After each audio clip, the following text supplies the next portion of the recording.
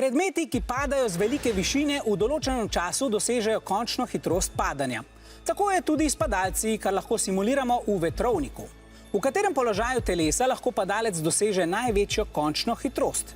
V položaju A, v položaju B, v položaju C ali v položaju D?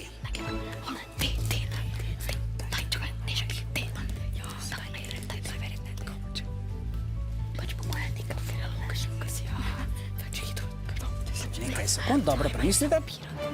Imamo dvakrat odgovor D v položaju D. To je bilo tako navpično z okončinami ob telesu. Zakaj ste izbrali ta odgovor? Gornji Radgončani?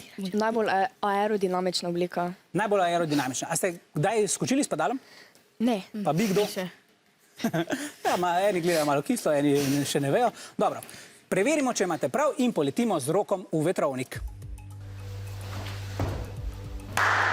Tole za mano je vetrovnik v Logatcu, kjer je zračni tok tako močan, da se nanj lahko preprosto uležemo in poletimo. Carsko, a ne?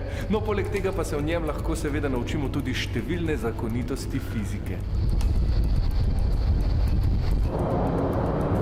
Na padalca Jana v tem trenutku delujeta dve sili. Gravitacija, ki je vedno enaka in odvisna zgolj od mase padalca, in pa sila zračnega upora, ki je odvisna od treh dejavnikov. Prvi dejavnik prečni presek, drugi oblika in tretji hitrost gibanja padalca oziroma v tem primeru hitrost vetra. Padalec doseže končno hitrost, ko je vsota sil enaka nič, oziroma je gravitacija nasprotno enaka sili zračnega upora. Dajmo, Jan! Yes! Zdaj se bom v vetrovnik odpravil še jaz. Komaj čakam.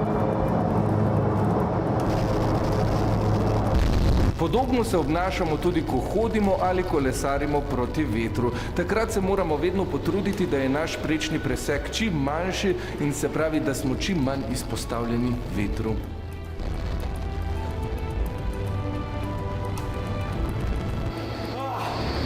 Tole je bilo noro!